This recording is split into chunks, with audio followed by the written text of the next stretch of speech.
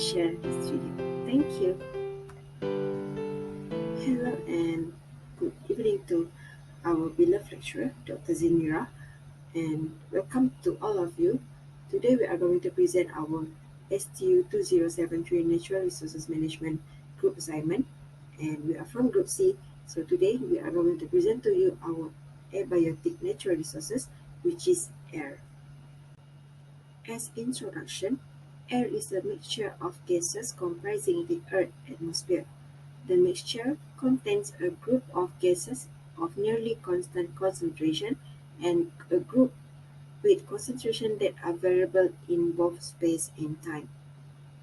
The air around us mainly nitrogen and oxygen, but containing much smaller amount of water vapor, argon, and carbon dioxide, and very small amount of other gases. Air also contains suspended dust, spores, and bacteria. Because of the action of wind, the percent of the composition of air varies only slightly with altitude and location. For the issue of air pollution, nowadays, air pollution is an international problem with several impacts on living organisms. Sources of air pollution are multiple and context-specific. The major outdoor pollution sources include residential energy for cooking and heating, vehicles, power generation, agriculture, waste incineration, and industry. From smoke hanging over cities to mere smoke inside the home, air pollution poses a major threat to health and climate.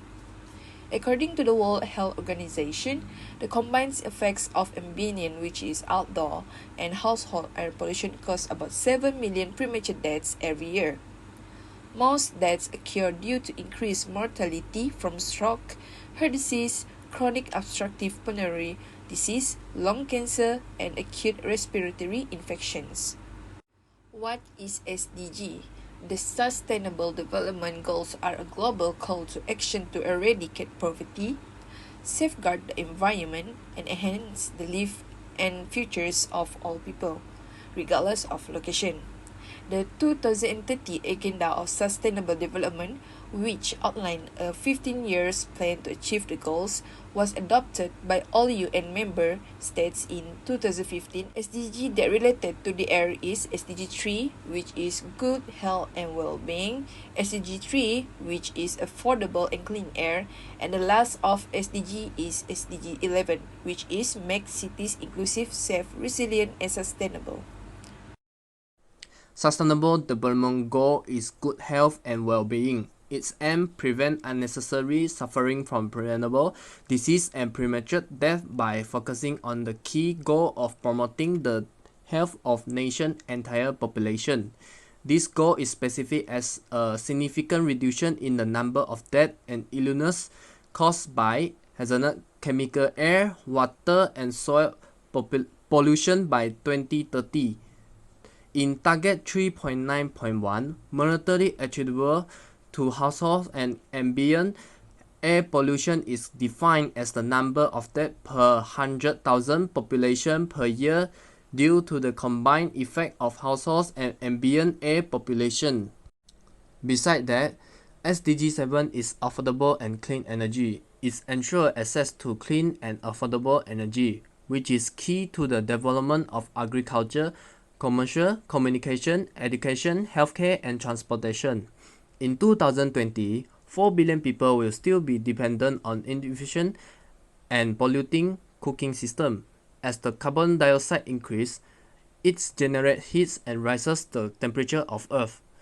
Therefore, humans need to significantly increase the share of renewable energy in the global energy mix and strengthen the international cooperation to promote access to clean energy research and technology, including renewable energy, energy efficiency, and advanced cleaning fossil fuel technology.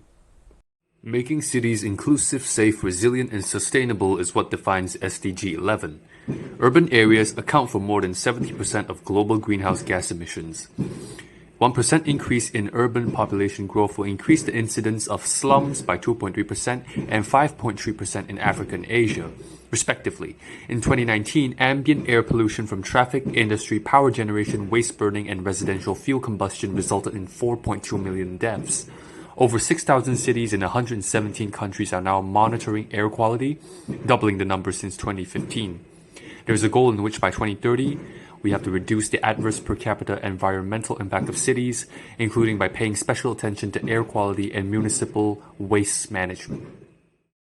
Because of the detriment of air pollution on human health, governmental bodies are naturally interested in mitigating the impact of air pollution. Depending on the system of government in the country in question, the scope of air quality policy may differ.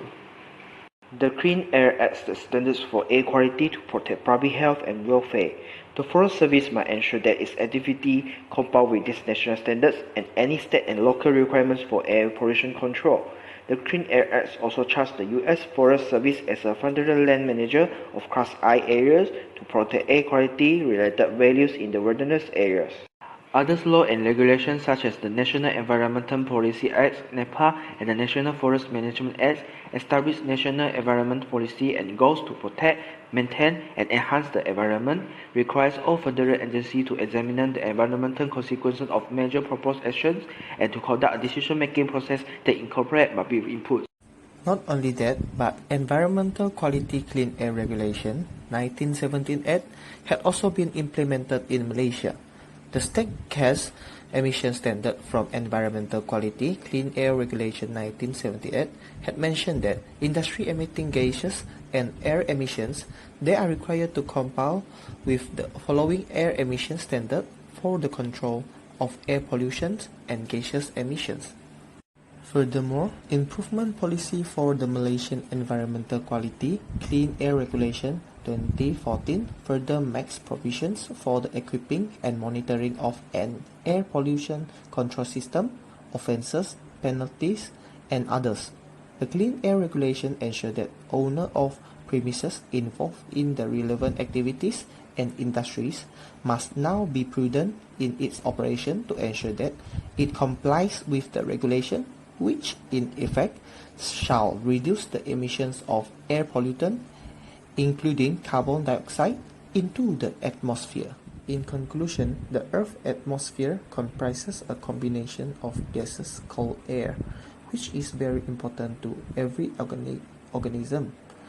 Humans should adopt prudent actions to safeguard the health and safety of people, so we can handle the issues affecting our environment responsibly. Early action yields the highest health benefits, regardless of whether the actions are intended to lessen the effect of climate change that will occur in the future or to address the current health effect of polluted air.